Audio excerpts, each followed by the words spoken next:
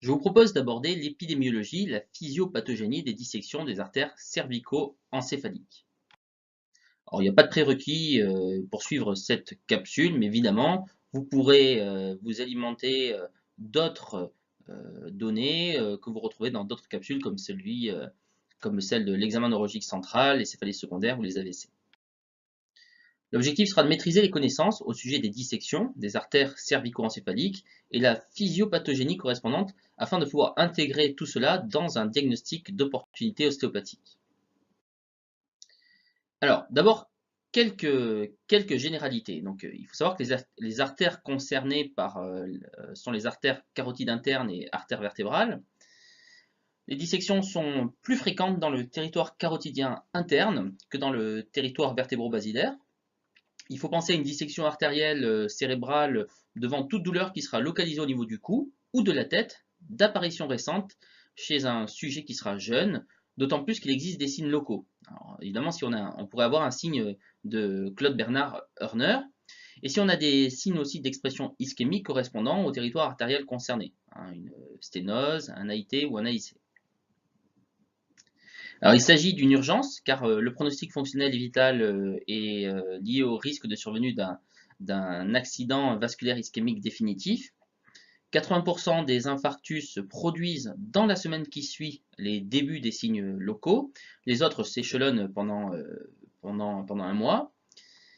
Il est essentiel que les dissections des artères cervicales soient détectées le plus tôt possible sur les signes locaux ou les accidents ischémiques transitoires afin d'instaurer un traitement susceptible de prévenir la survenue d'un infarctus cérébral.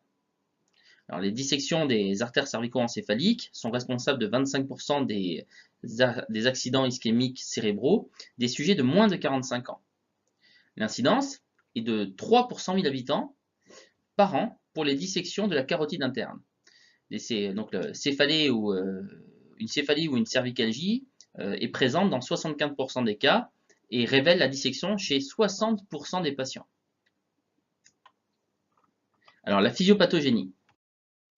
La dissection résulte d'un clivage de la paroi artérielle par un hématome spontané ou secondaire à une brèche intimale. Elle survient préférentiellement en des points histologiquement vulnérables comme la carotide interne, post-bulbaire ou la boucle vertébrale. Son extension en hauteur et en circonférence est très variable. Donc on va distinguer les dissections qui seront sous-adventicielles.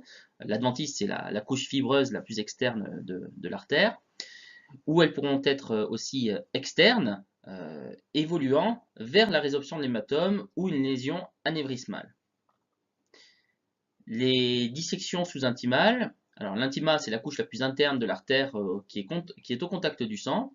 Donc cette dissection est sténosante, volonté responsable d'accidents ischémiques par bas débit, thrombose ou embolie.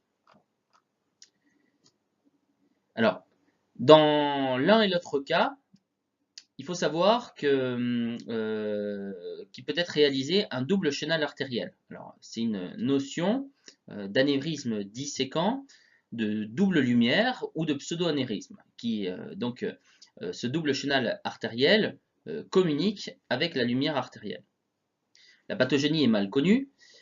Le rôle de traumatisme mineur ou d'effort violent en apnée est retrouvé, de crise migraineuse. On retrouve aussi des problèmes de contraceptifs oraux qui est retenu mais qui n'est pas encore prouvé. L'hypothèse la plus probable reste une altération préalable de la paroi artérielle. Pour l'artère vertébrale, les dissections sont extrêmement rares dans le segment initial et elles sont plus fréquentes dans le segment intratransversaire et le segment athéloïdo-axoïdien.